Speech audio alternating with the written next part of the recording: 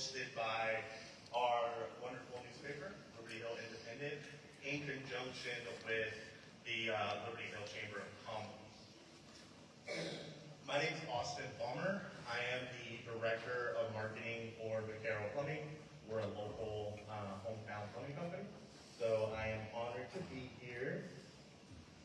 I've always wanted to host an award show like the Grammys or the Oscars, but I think this is the closest I'm going to get, so this is a big deal for me, so you're going to appreciate that.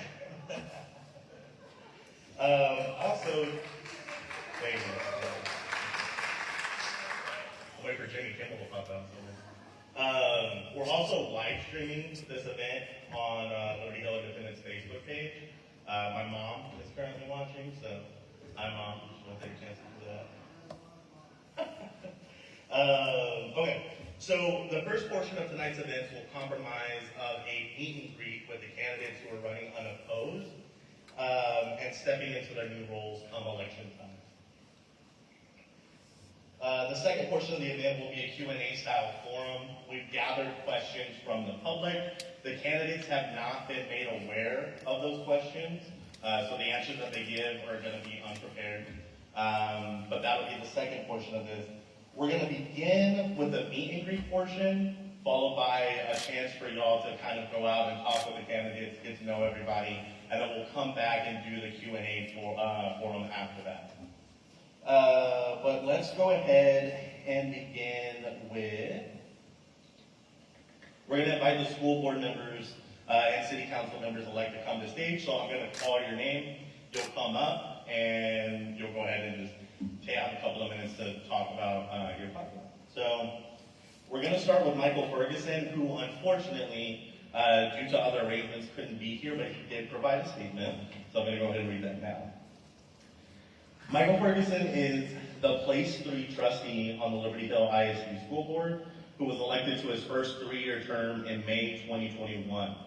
He has made Liberty Hill his home since 2018, and together with his wife, Christy, has 2 sons that attend Noble Elementary. Mr. Ferguson is a career public servant and a leader in the industrial distribution industry. He currently serves as regional sales manager for Florida and Maine, covering 6 states. His career encompasses over 20 years of experience in the industry. Mr. Ferguson graduated from Stephen F. Austin State University with a bachelor's degree. Over the past several years, Mr. Ferguson has mentored, coached, and taught hundreds of Liberty Hill children in various youth programs. He values building relationships, researching and seeking out information to understand, and being solutions-driven. Mr. Ferguson commits and dedicates his time to serve and steward every student's educational experience with integrity, accountability, efficiency, and humility. He is honored to serve LHISD in this capacity for another 3 years. And up next, I'm going to ask you to come to stage. We have Brandon Cannon.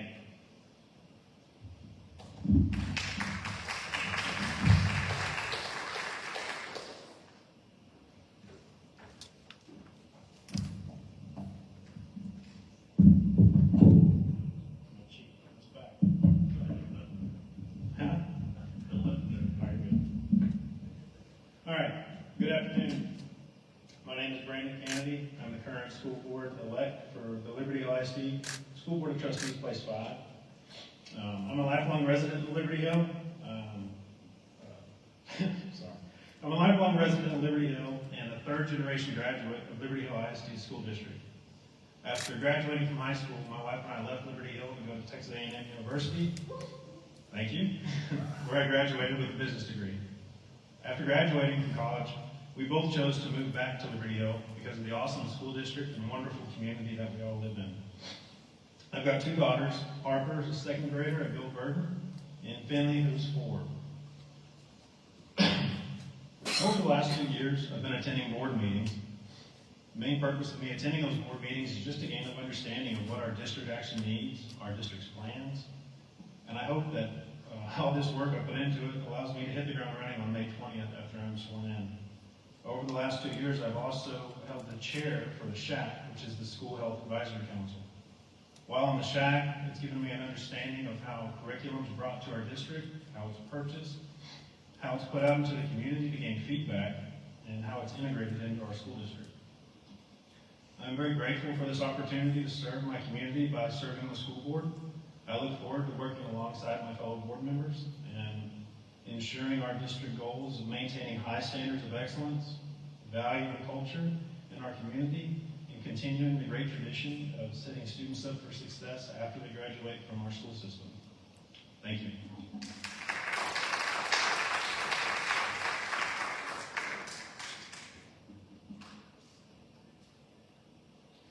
Okay, so next up, we have city council. There were 3 seats open on city council. Each of those seats only had 1 candidate file, so all 3 are running unopposed, but we're gonna give them a chance to come up here and introduce themselves. The first person that we have coming to the stage is Wade Ashton.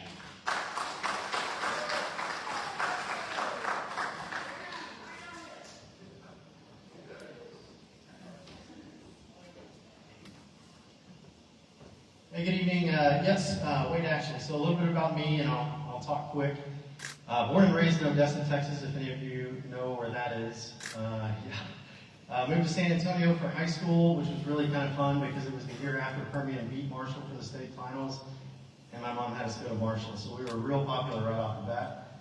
And then I just kind of moseyed up I-35, graduated from college at Southwest Texas State, got a job working at Dell in Round Rock, which is where pretty much everybody went. And then after 9/11, I decided to join the Navy. So I spent 2 years in the Navy at the tip of the spear for most of it, which was an incredible experience. My son's sitting right there. He was born in Virginia, grew up a little bit in California, a little bit in Florida, and now he's here. So this is where we're planting our roots. So I've got him and 4 kids, which is my primary driving factor behind wanting to be on city council, because we're going to be here for a while. My youngest son is only 7 years old, so every decision that gets proposed to city council, one of the first questions I'm going to ask is, what kind of community is this going to leave my children? Because we're going to be here for a long time as far as the kids go. As everybody knows, parents are not always here forever. So I want to make sure that I'm leaving a good place for my kids to grow up, a good place if this is where they want to stay for the rest of their lives, like the gentleman that was just here. He's been here all his life. If that's what they choose to do, I want to make sure that they have a good platform to do that. And one of the experiences that the Navy gave me that I think prepares me pretty well for that is my job that I had as government oversight for Boeing Defense, where I handled a multi-billion-dollar contract for aircraft maintenance and things like that. But what it taught me was foresight, budget planning, long-range planning, short-term planning, strategic planning, and all those types of things that were necessary to get all those contracts fulfilled and all those aircraft delivered back out to the fleet where they were needed to do our nation's business overseas. So I'm happy to be here. I'm happy to be on city council. My primary goal, like I said, is to leave a good community for my children to grow up in, and that will be the driving factor behind any decision that I make as a city councilman. Thank you.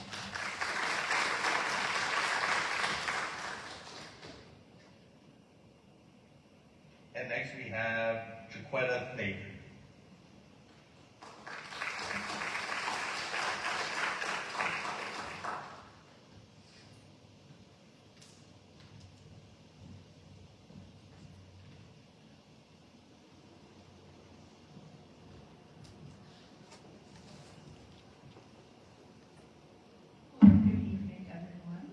I'm Jaquetta Thayer.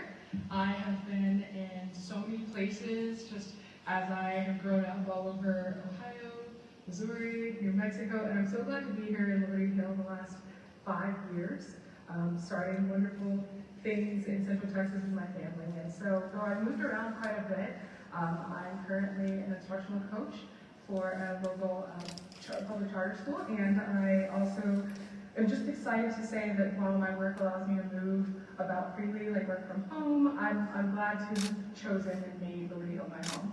So I'm excited to be here.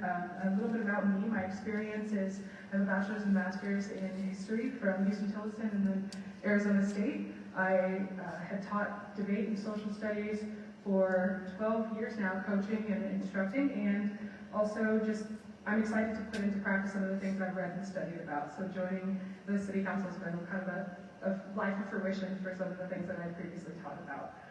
Some of the aims that I hope to have is sort of what we're doing here later today. Just meet and greet and get to know folks and see what you all want to see out of this town and let that live in whatever I do in my actions on council.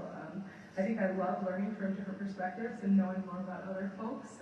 It helps inform what I do, but I think I'm even more excited to learn about candidates today. So I'm excited to see and meet you all and learn a little bit more. Good to meet y'all.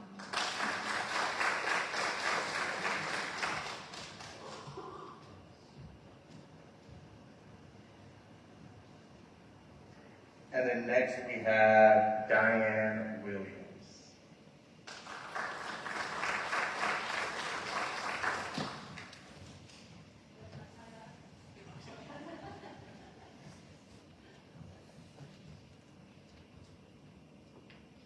Hi, my name is Diane Williams, City Council Member-elect for Place 3. I wanted to be on City Council to continue to give back to the town where I was born and raised, and to further the implementation of the 2040 comprehensive plan that focuses on fiscally sustainable growth. After graduating from Liberty Hill High School and going to college, I began my career at the Texas Department of Transportation, where I rose through the ranks to be the first Director of Information Resources. I became an international consultant, working with the Public Works and Highways Department to streamline processes, strengthen internal controls, and improve transparency through the use of enabling technology. I also spent a couple of years doing employee and leadership development in Asia for organizations such as Microsoft.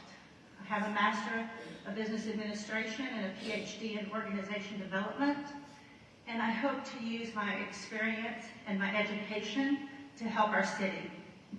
I've been the Secretary of the Planning and Zoning Commission since 2021, and what I love about that commission is that we welcome input, and even if we have different viewpoints, we work well together to do what we believe is the best solution for our community.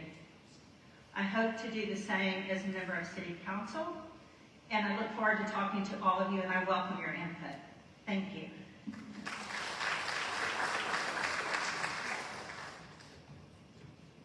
Okay, let's give one more round of applause for all the candidates.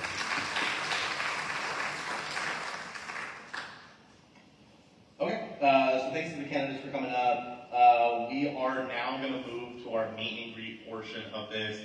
That's going to last approximately 30 minutes. We're going to try to be back in here by 6:45, but you can go back out into the lobby and meet your candidates there, talk to them, get to know them, and then we'll come back for the Q&A portion of this event. So, thank you.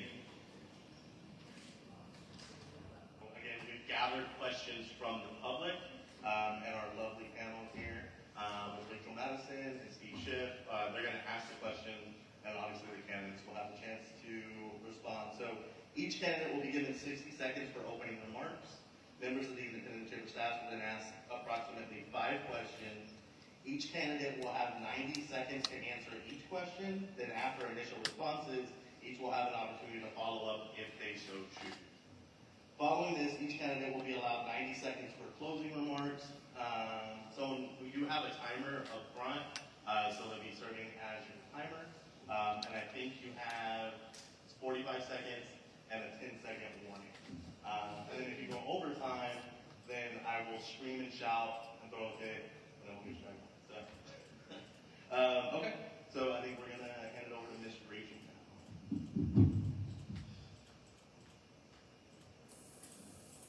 Thank you, Austin. So just so everyone knows, the order of responses were drawn randomly before the forum, so that's explains the order that they're sitting in. So Ms. Yeager will answer the first question first, and then we'll switch back and forth from there. So first, please begin with your opening remarks.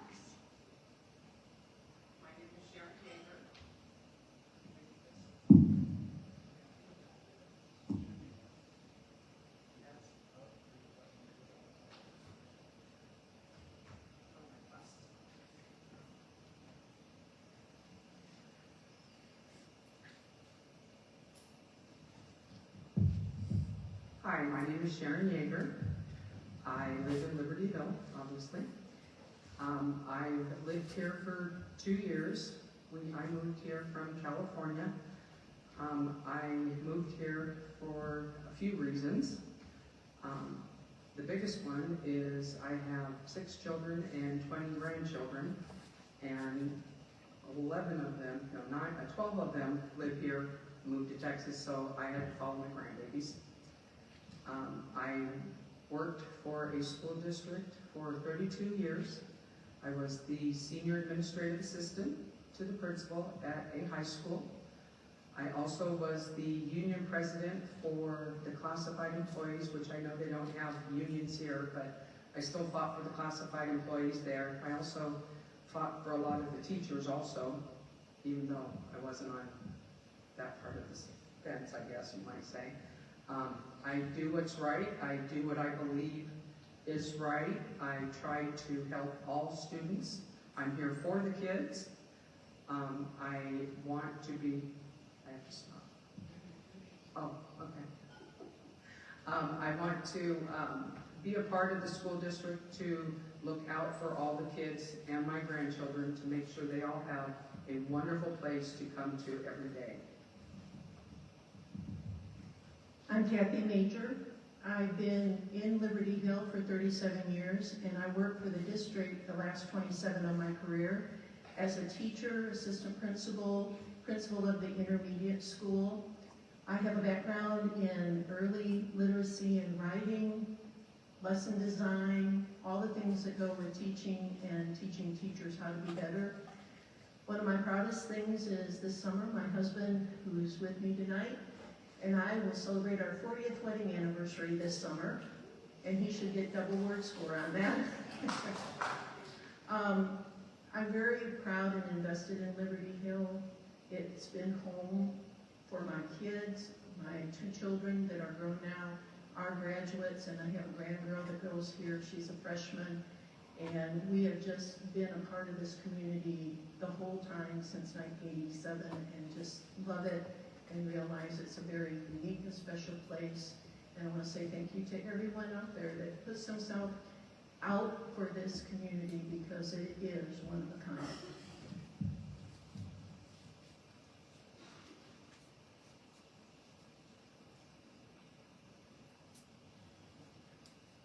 All right, ladies, I have the pleasure of asking you the first question tonight. Beginning with the next school year, Liberty Hill ISD will have its own disciplinary alternative education program, a new DAEP program for the first time. Why do you think this program was approved for Liberty Hill ISD? More importantly, do you support it, and why not? I do support having something for kids to go to maybe get back on the right track. Sometimes they get a little wayward and they get in trouble, not of their fault, but they might need some extra guidance. And I believe this has enough staff in it to help those kids get what they need and hopefully go back into the schools and intermix with the kids and enjoy their high school, junior high life. It's a good time to have. And I don't oppose it. So. I think it's one of those opportunities for kids that when they make the mistakes that kids will make, and we all have children in here, and kids will make poor choices sometimes, and they have to learn how to be accountable for them, but in an environment that can help them learn from their mistake, identify why they're there and how they can do it better the next time, and work toward those skills that will really help them come back into the regular population and be productive again. I think everybody has a right to make a mistake, but also recover from that mistake and move on and become a better person. And there are a lot of requirements with the DAP. Kids that do certain behaviors and choices, they have to be able to have a place to go because it's required by law. But it's not going to be just that. Liberty Hill is going to put the staff in there to help them continue with their education and process through why am I here? And hopefully when they come out, they will be able to make better choices and be more productive in their community. Thank you. Ms. Major, you'll answer this next question first. All school districts in Texas are facing hiring concerns. If elected, how would you help Liberty Hill ISD to be more appealing to job seekers, whether they be teachers or support staff, and how would you promote employee retention? I think one of the things that is special about Liberty Hill that we need to maintain is the high standard and expectation in the environment, in the classroom, between people. We have to lead with compassion for all kids, all teachers, but we have to make it quality. And Liberty Hill has done that for many, many years. They have a higher standard of behavior. They have a higher standard of what's going to happen. We take care of problems. We promote the successes. We're excited about the things that people can do. We recognize teachers that are going above and beyond and are the models that we want them to be. We want to recognize the good things about our community and put that up as a standard, whether it's a teacher, whether it's a paraprofessional, any of the support staff, bus drivers, because they all have a part to play in this team approach. And everybody has the right to be safe and recognized and supported in what they're doing in their job for the kids.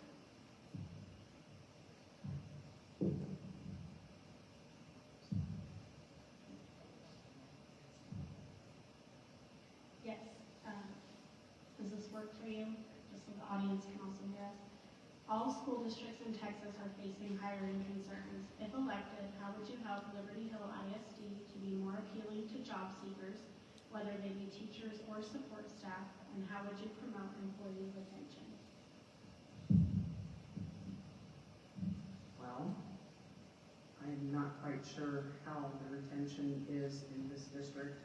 I do know they have a problem keeping paraprofessionals and special ed teachers. I think maybe we need to look into how we can make it more attractive for them to stay. I don't know what all it would entail because, of course, I'm not a board member, so I don't know exactly what they're doing, so I couldn't really speak to that. I definitely would find out. I'm a person that if I don't know what it is, I'll go find out how to fix it, and if I can fix it, and if I can, then I'll fix it. I think we need to vet the teachers and staff and make sure their values are what we all believe. And I know a lot of parents have high standards and high values, and I think we need to listen to the parents and go after people that are like that, and we will get good teachers and good classified staff. All right, thank you. Another question. The Biden administration recently released a new set of rules under Title IX, a 1972 law that prohibits sex discrimination in educational programs that receive federal funding, which will go into effect on August the 1st. What does that mean for Liberty Hill ISD? Specifically, where do you stand on this issue?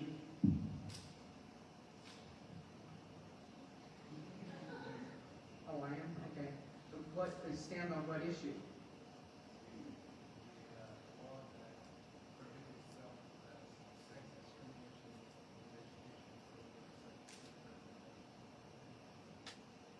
Well, I'm a Christian and I believe in men and women. I'm not, and most of you may not want to vote for me, but I do not believe in transgender and all of that. I think if that's what they want to be, so be it. But in schools, it's not something that should be. I think the kids have enough to do trying to learn the basics, how to live, how to get by in life, reading, writing, and arithmetic, and I don't feel that that should be a part of the school district. If that's what they want to do, they can do it at home and they can do it outside of the school.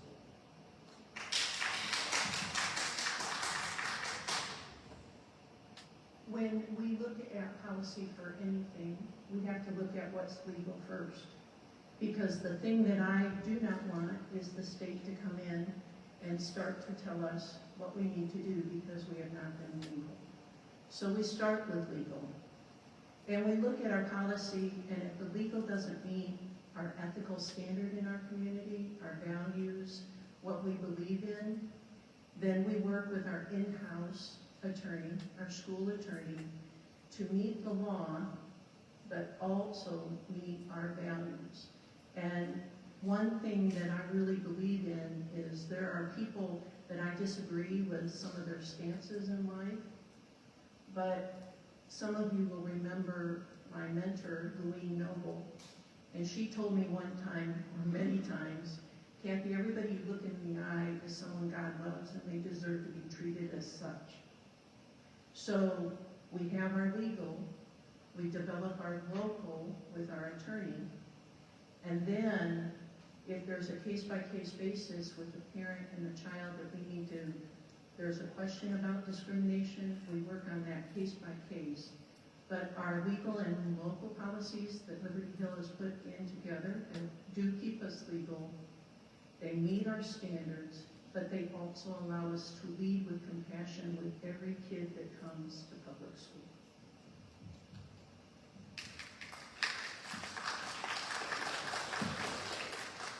Yes, Ms. Yeager, you have a response? I'm not saying that we're to do anything illegal. By all means, we have to have an attorney to make sure that we do things properly. And yes, all children should be taken care of, no matter what they identify as. I just don't believe we need to start calling them they, that, it, whatever. If they're a boy, they're a boy. They're a girl, they're a girl. Most of them, by the time they get out of high school, want to be what they were born to be. So I don't think we should be pushing that on the kids. And there's got to be some kind of legal way to where we don't have to do it, or we don't have to make the teachers do it and they feel uncomfortable. And that's probably why we lose teachers. And I just want to reiterate that what we do is legal and it meets our standards. I'm very proud of that. And it's not the teachers that push or the schools that push it. That is a parent and school issue, the child to parent and school issue, and it should be done on an individual basis so they know that here at Liberty Hill, this is our standard, this is what we can do, and if they refuse that, then they have other choices.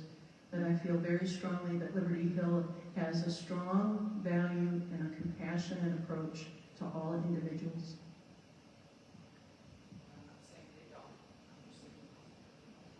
Thank you both. Okay, the next question, Ms. Major, you'll answer first. For the first time ever, Liberty Hill ISD will no longer be just the Purple and Gold Panthers. If elected, how will you help to maintain the district's overall cohesiveness while fostering the individuality of each of Liberty Hill ISD schools, particularly with the second high school coming online? I think we've started that process because the most important thing is our mission, our vision, our Panther profile, and our beliefs for kids. And if you have the mission and vision in every campus, that might look a little bit different in Tierra Rosa Elementary than the Hill Elementary. But if we are building champions in academics, in character, and in community in every campus, and we hold to that, and we expect that, and we measure our progress to that, that's going to be what connects us campus to campus. There will be rivalries between schools, but if they have that identity as Liberty Hill first, and this is how we do it at Santa Rita, or this is how we do it at the middle school, or this is how Wranglers do it, how Panthers do it. We are all Liberty Hill. And what does Liberty Hill do? We build champions in academics, character, and community. And if we stay true to that, we stay true to being Liberty Hill United.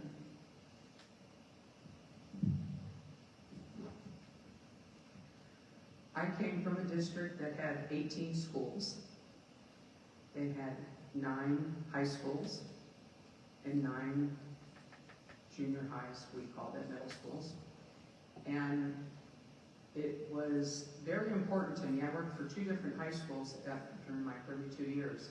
And it was very important to me that all the kids, no matter where I was, felt like us as adults. We loved every single one of them, and we cared about each school, and we would go to the football games or go wherever, and we would sit on one side and dress theirs, or we'd sit on the other side and dress in their colors, and we would support every single school. And I think that's what we should do with all the schools, no matter how many high schools come up, no matter how many junior highs come up. We need, as board members, we need to let our students know that we care about each of the schools. And each school should have the same opportunity as the other school, no matter how new or how old it is. Ms. Major, do you want to add anything? Okay. Ms. Yeager, anything else? Okay. Then I'm going to ask you the last question, and this one's kind of simple. If you could identify an ongoing problem facing our school district that you believe needs more attention, if you're elected, what could you contribute as a solution? Yes. Well, I think there's a couple of issues that need to be addressed. And one of the biggest ones, I think, that I've seen on social media a lot in the last 2 weeks is children getting bullied. And I don't believe it's right. I don't think we should have parents pulling their kids out of school and homeschooling them because somebody's bullying them. I think we should have some kind of seminar or class or something in each school to teach these kids what bullying does to people. And I think we need to have it at a level of elementary, so the elementary kids understand it, middle school and high school. It's very important, and I've had nephews that killed themselves and because of being bullied and stuff, and it's a hard pill to swallow when it happens, especially when it happens to you. And I think we need to do more for, I'm sorry, I get emotional with this because it's sad. We need to have the kids be aware of what's going on for them to be able to notice it and say something and not be afraid to say something to help these kids. I think it's very important for that. And I think we need to do more of it because obviously they need it. I think mine is another side of the coin, but it's much bigger than that, much more general.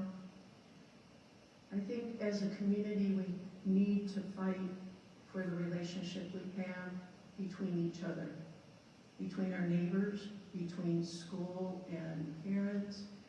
It worries me, the toxic kind of attitudes or discussions that go on, especially on social media. One of the things that I know is true, that if someone has a problem like bullying or there's an issue with grades or anything like that, that when the parent comes to the person that can help them, then it can be rectified, it can be better. I think social media has been a tool that has separated us from each other. It allows for the negativity to grow. It allows for the attacks to happen. And a lot of times it's just based on, I heard this from somebody that heard it from somebody that heard it from somebody, and it's not relevant. We have to remember that as a community we've always been united, and that united together, respectful together, we can grow stronger together. Thank you. Do you have something to add, Ms. Yeager? I just want you to know that I talked to a parent on Saturday night that was here in this auditorium that her son, she pulled out of school because they were bullying him, and he was in elementary school. And he knows what's going on. He's a smart little boy. And it's sad that we're losing him to a homeschooling, to be out of society because of this. if I get elected, I'm going to try and do as much as I can to do something to stop this. I'll try to stop it. I don't know if I'll be able to stop it, but these kids need to know that they have someone to go to. My daughter-in-law's a social worker. I have kids that are teachers, and they all were taught how to see what's happening and get them help, and we need to all do that. And, I've seen on social media, I know they say that it's not true, but I've talked to people that it's happened to their children, so I know it's true. So we need to all, as adults, start looking out for these young kids. Thank you. Anything to add, Ms. Major? Okay, thank you both. I will now end with closing remarks from each of you.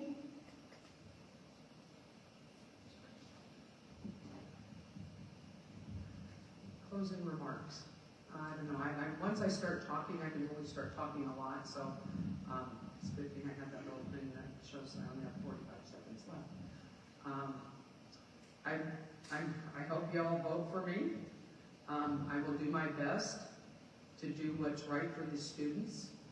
I will try to help the teachers in everywhere I can. I'll try and help the classified employees in everywhere I can. I will be fair, but the bottom line is, if it's right, it's right. And if it's something I can't do, I'll tell you I can't do it. If it's something I can do, I will fight like you would not believe to get it done. And that's it. And now I'm going to go into a Miss Major thing, so excuse me. But whenever I get to this point, this same thing that I've used many, many times comes out. And it says, the message I have isn't anything new.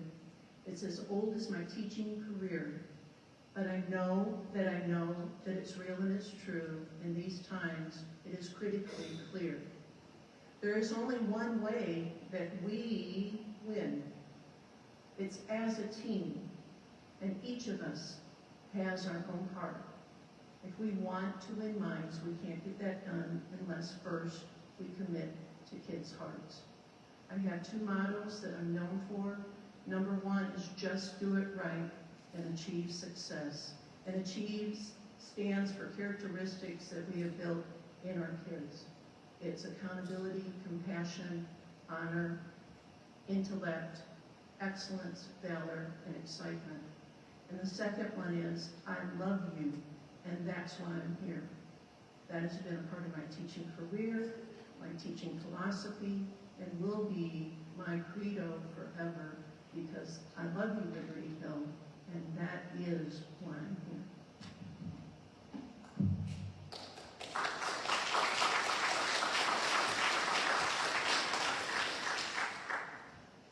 Okay, well, we are going to move on to the last portion of our Q&A, which is our mayoral Q&A. But we're going to give a couple of minutes to shuffle some people around here, so just bear with us for a second.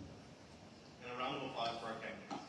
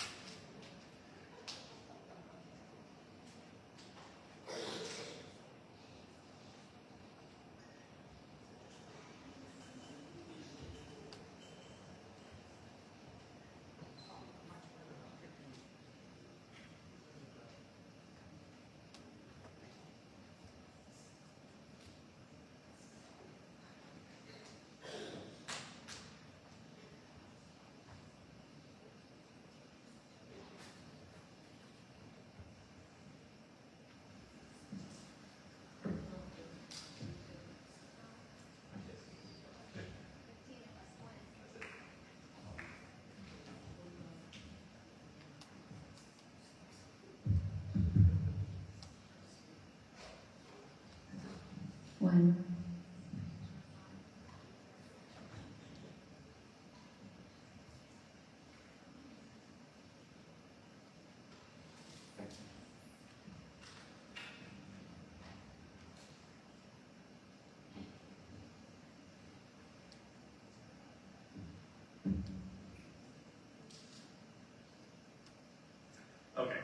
So let's begin the second portion of our Q&A. Again, this is the main oral portion. So joined on stage, we have Acting Mayor Crystal Garcia and Challenger Devin Kleiner. So let's give them a round of applause. So this is going to work the same way as the last portion. They're going to jump between the chamber and the independent asking questions, and then of course the candidates will give their position. So here we go.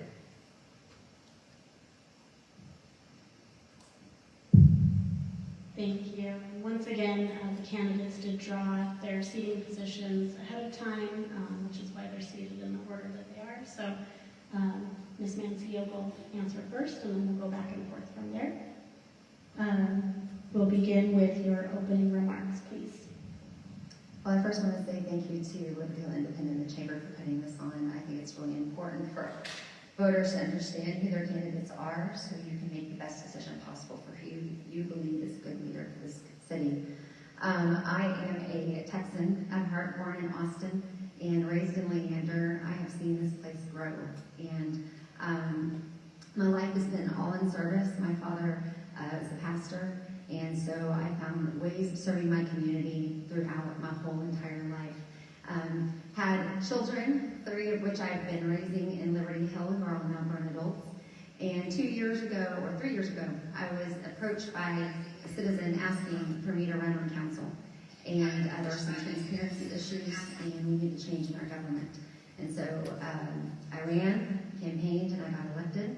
And it has been an honor and privilege to serve, and now I am here to win your heart and your trust, because that's what it's going to take, and I know that I'll be an experienced leader for you.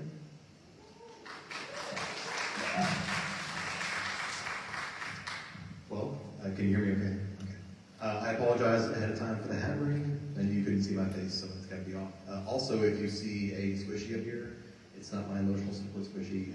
It's the good luck charm my youngest gave me and said I had to have it today. So, my name is Devin Kleiner. I am a 5-year resident here at Liberty Hill. I grew up in Georgetown, and at the time I wanted to be a mechanic, and then decided somewhere along the way that I wanted to serve, and ended up becoming a police officer. I've been a police officer for 14 years now. Have worked for local government, small government actually, right next door to us in Vernon most of my career. So I've been able to see unique aspects of public service and how government's run. I've got 3 amazing babies. They're here with me today. I brought them because I wanted them to see what being involved in your government looks like. And also, I hope maybe they were encouraging for me here. I'm a Little League coach. I had the opportunity to serve on the Home Rule Charter Commission as well. And I look forward to the opportunity to continue to serve the residents of Liberty.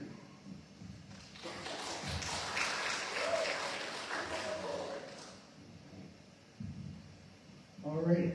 Well, thank you for those opening remarks. I'm going to give you the first of 5 questions that we'll ask, and you guys can alternate. We'll let you know. The city is currently without a planning director and a finance director, and the EDC director is set to leave within the next couple of months. If elected, how will you address the shortage of personnel in key roles? And how will you promote employee retention? We'll start. Sorry? Yes, please. Yes, this is definitely not new news. Our planning director, we have been, here's what I'm going to say. It is hard to find city employees who have had experience in city government.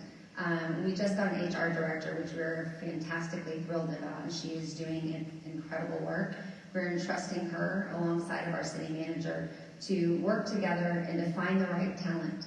Council did not want to be involved in hiring. It is not our position. There needs to be a healthy separation between a city council and its staff. Council shouldn't be running things. So now that we have these things in place, we have been looking, and it's really finding the right fit for our city. There are certain challenges that we are facing because of the immense growth that we were not prepared for. And sometimes you have to wait a little bit longer to find the right talent to really, we don't want to hire somebody and then have to fire them because we set them up for failure. We put them in a position they weren't ready for. And that's going to solve the employee retention. Right now, our HR director, I've talked with her, and she's working right now on how to train up our employees. So our employees aren't stagnant. We want them to come to Liberty Hill, and we want them to thrive, and we want them to love what they do in serving their community. So looking at training them up and investing in them, we believe will also help with employee retention.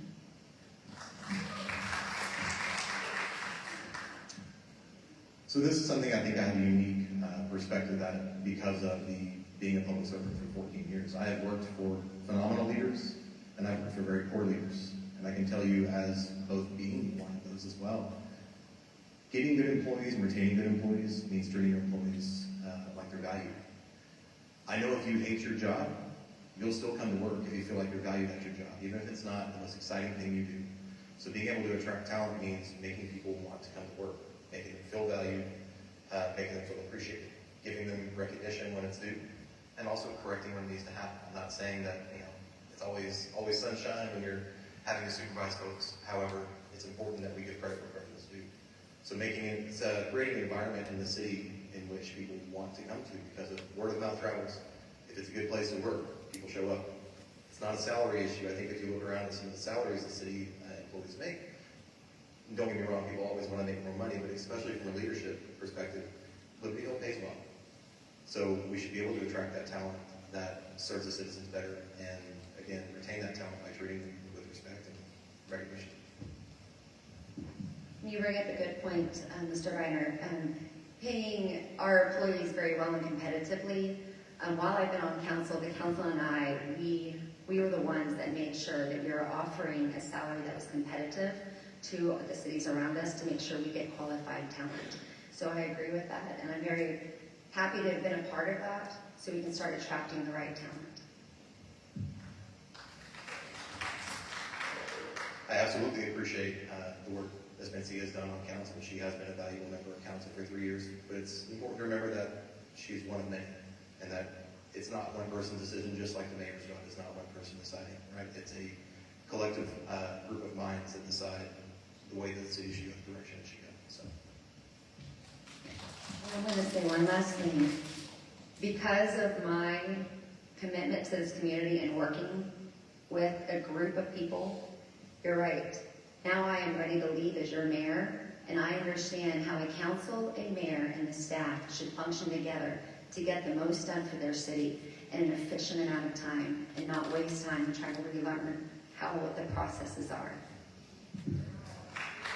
Thank you both. We'll move to the next question. Water availability, especially alongside the rapid growth of Liberty Hill, is a common topic of concern among residents. What specific measures will you take, if elected, to ensure Liberty Hill has enough water for current and future developments? Water is a known issue. Everyone here knows that we are facing a water issue at Liberty Hill. It's also not necessarily unique to us as well, right? There's other cities that struggle with the same thing. Our area has received just tremendous growth. We are a place people want to move to. That's phenomenal. So creating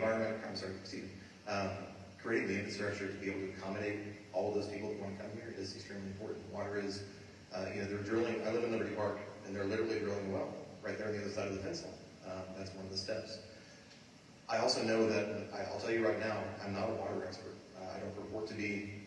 My job as mayor is not to be one, though. My job as mayor is to lean on the staff that you put in place. My job is to rely on those minds that are greater than yours and know that some things you can be a part of and some things you probably should just be on the outskirts just taking a glance at, because you're not the guy or the gal. All right? So conservation is a big thing also. We go through water conservation stages, and that's important. But when someday, if nobody takes care of anything, eventually you're not going to have the water resources we need. So it's a multifaceted thing. Rely on your people and also push a message of conservation as well. So I'm really proud of this one, because whenever I got onto council 3 years ago, alongside of 2 other new council members, we were brand new to government. We had a lot to learn. It's a fire hose, if you will. I know a few of them are here.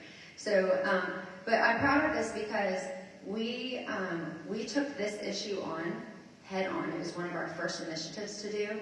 And we have the AHOD meetings that are bringing every department together to make sure that we're looking for viable sources. We've also been working with other municipalities around us that are working out plans to wield water to us that we already own. The problem isn't that we don't have it, we have it, it's about getting it to us, and that is going to require relationships built with municipalities and agreements to be made that is fair for both sides. We're already working on that. I'm also excited because we have a new initiative, the AWS, that I think is going to be our sustainable water source. And momentum is key here. We have grants already that are moving towards that. And if we lose momentum, we're going to lose time. That's what we've been trying to work towards. We had already lost time. And so it's really important that you have an experienced leader who has the relationships and can really build on what's already been being put in place.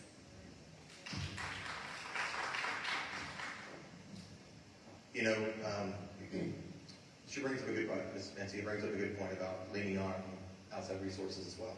And I think I want to circle back to an integrity thing. Integrity begins at the beginning of the campaign. And knowing who influences the decisions of your leaders is important as well. And I want to just bring up, that's one of the reasons that, you know, my campaign has been funded 100% by myself. There is no influence from outside resources, from outside developers. And we just make sure that we are transparent if we are working with outside sources, that we are making sure that these people have our best interests as a city, not just people that have provided support to us individually.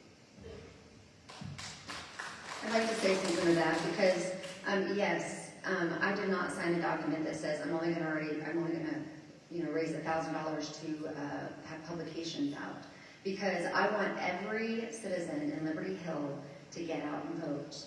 And that means you've got to print and you've got to go block walking. You have to go door to door. You have to hand them something to say, here's what I stand for.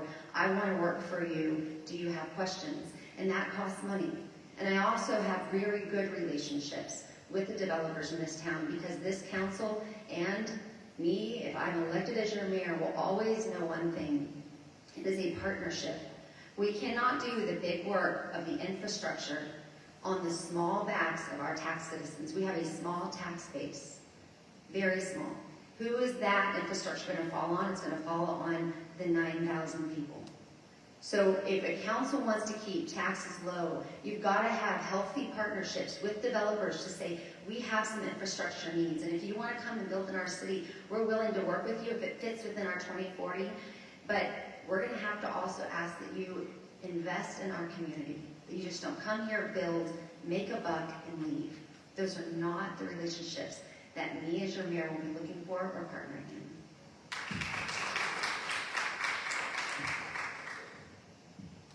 Okay, let's go with the next question, which is kind of near and dear to my heart.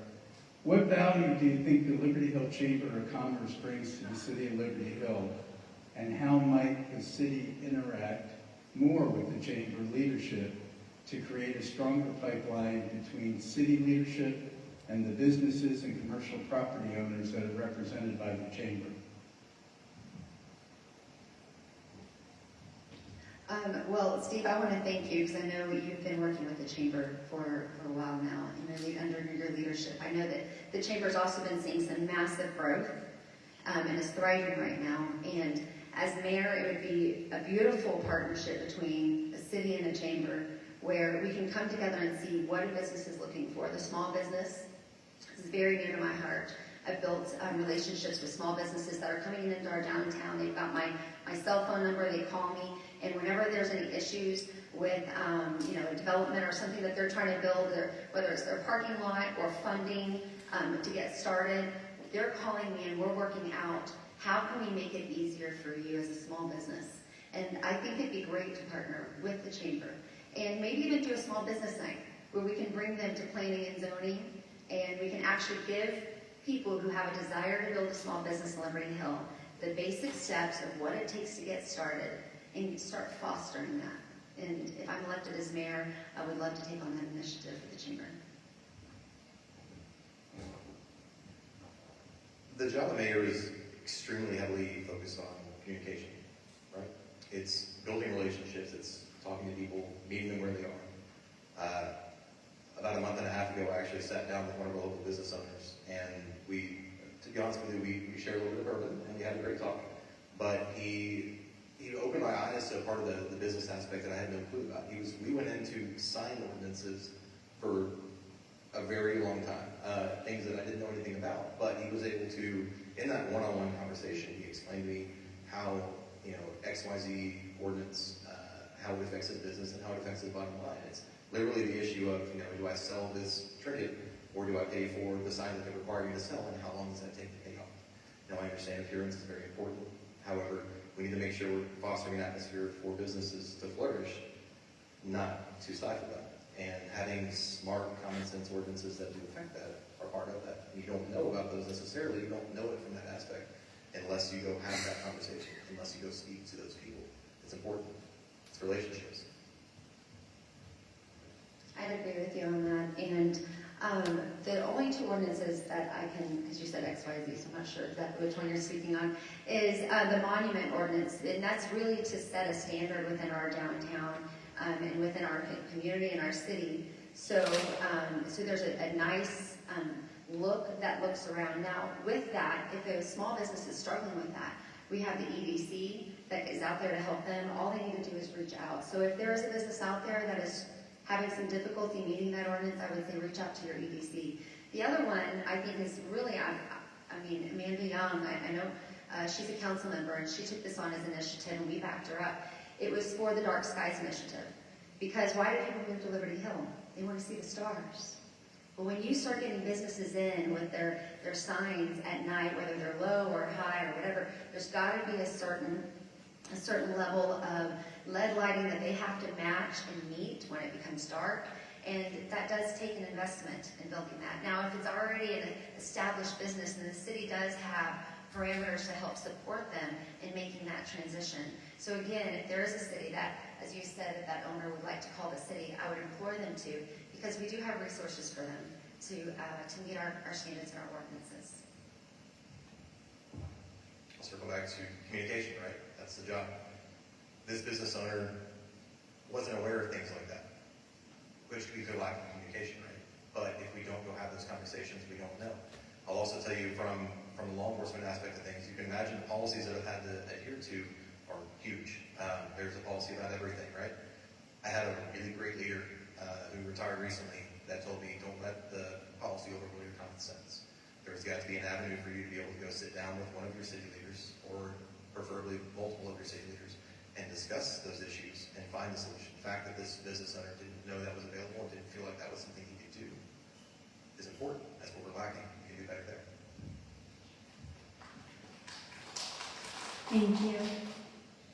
Okay, the next question. The Texas Commission on Environmental Quality recently ordered the city of Liberty Hill to drastically lower its phosphorus release from its wastewater plant into the South San Gabriel River. What do you believe is the best way to move forward as a city following this ruling?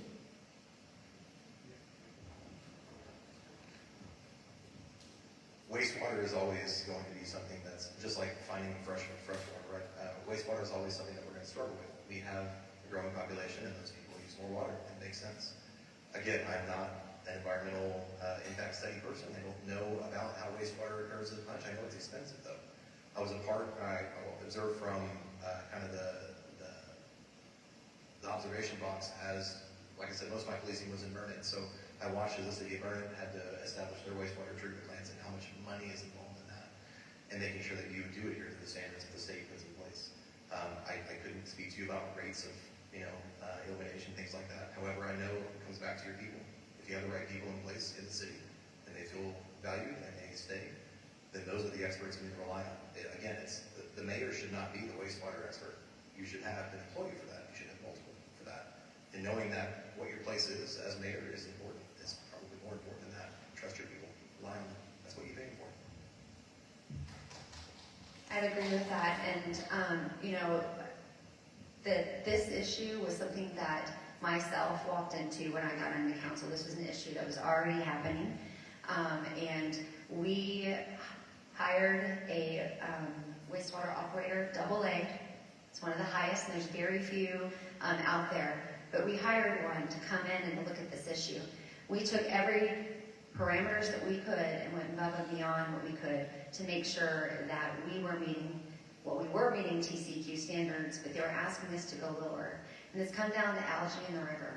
I grew up in that river, and I love that river. And we did the best that we could, and it did come down to that hearing. And what I want to encourage everybody is sometimes it's bigger than what is just shown to us.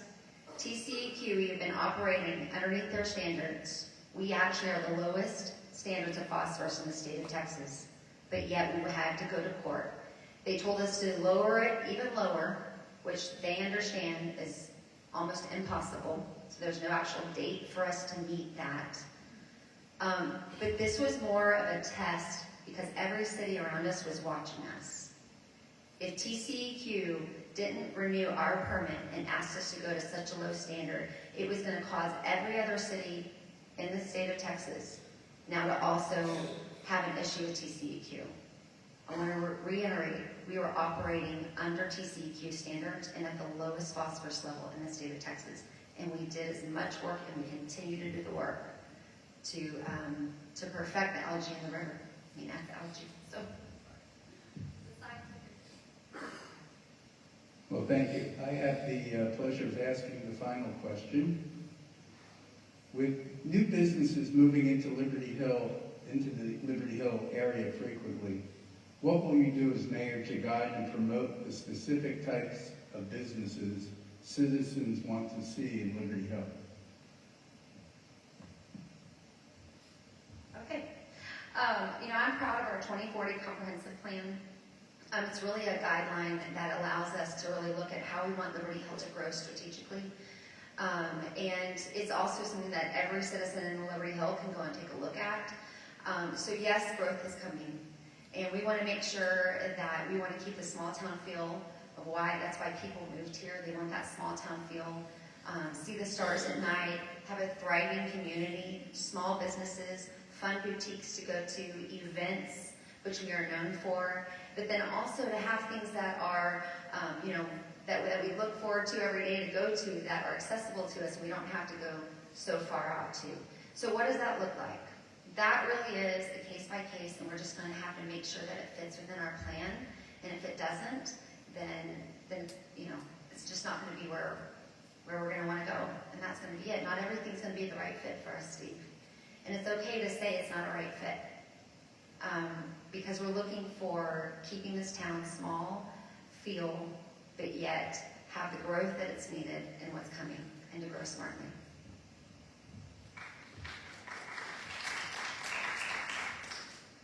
I'm excited about the growth that's coming to Liberty Hill. I know some people, they moved here when Liberty Hill was small, and they want it to stay small. Obviously, that's impossible. We can't keep that standard forever, right?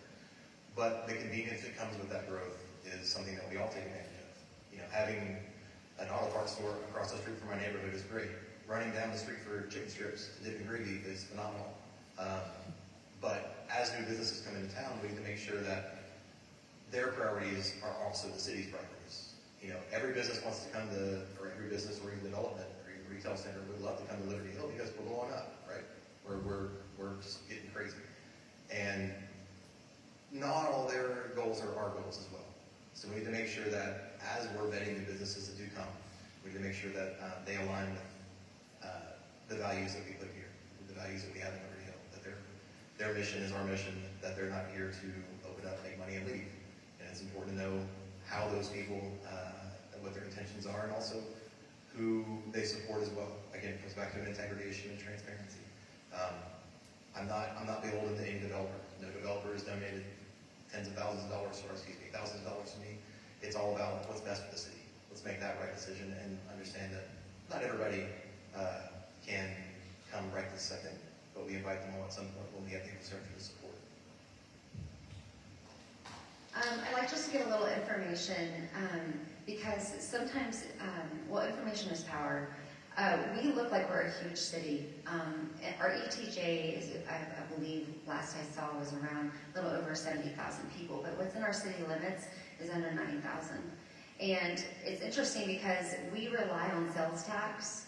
It plays a huge role in keeping our taxes low and providing finances for our infrastructure as we're going to need it, and our police department for safety. I mean, there's so much. So being smart about the growth that's coming is very important. And so I just wanted to give some information, because sometimes, we look out and we think, oh, Liberty Hill's so big, but yet we've got to have some of these businesses come in who are going to pay into our sales tax to help keep our taxes on our citizens, the small amount, keep them low, keep them affordable, and then use that sales tax to hopefully help with that infrastructure if there's infrastructure needs. Well, thank you. Now we're going to allow you to have a minute and a half for closing comments, and Sarah will start with you. I want to thank you all for coming out tonight. If you're like me, you probably have bedtimes to get to. He's going to get lucky. The youngest one's going to stay up later tonight. I see the shoulder. There you go. Yeah, victory. Again, I appreciate you coming out tonight. I know that this may not be the most exciting thing you've ever done, but to sit down and hear about the people that want to lead and want to be a part of this community they live in is extremely important. We need more people involved. I won't tell you that I am the most polished or most knowledgeable person about all the different topics that faces the city, but I'll tell you that I am down to have the conversation. I'm literally able to go sit in the driveway and we'll look at the fire pit and we'll talk about whatever needs to be talked about. I'm approachable. I'm a normal person. I'm a dad raising 3 amazing babies. I was created to be their dad. Everything else I do is supplemental to that and for their best interests. So I'm excited to live here. I love living in Liberty Hill, and I love raising my babies here. It's a wonderful place to be, and again, I appreciate you coming out tonight.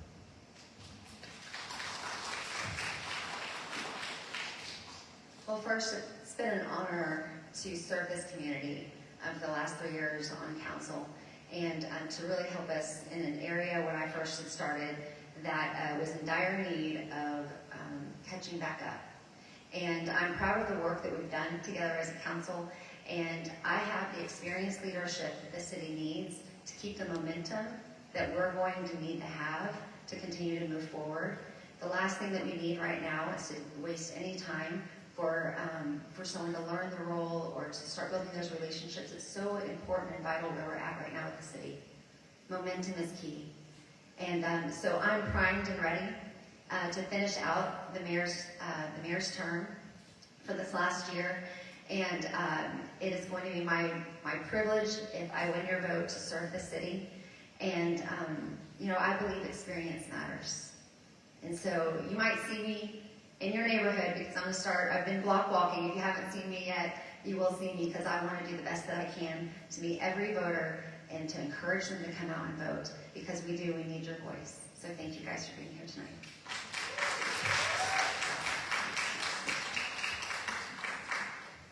Okay, so that brings us to the conclusion of our events. We did want to make sure that everyone knows that early voting is open through April 30th at the LHISD Annex Building on Forest Street. The actual election day is May 4th, as I'm sure a lot of you know. And you can learn all you could possibly know about the candidates, obviously from speaking to them, but also through the April issue of The Independent. We'll have a piece on there about all of the candidates where you can learn a little bit more, hopefully refresh some information that you learned tonight, and then make the most informed decision that you can. But let's give another round of applause to the candidates and thank them for their time. Y'all have a great night. Mom, good night. I know you're watching right now. Y'all have a good one.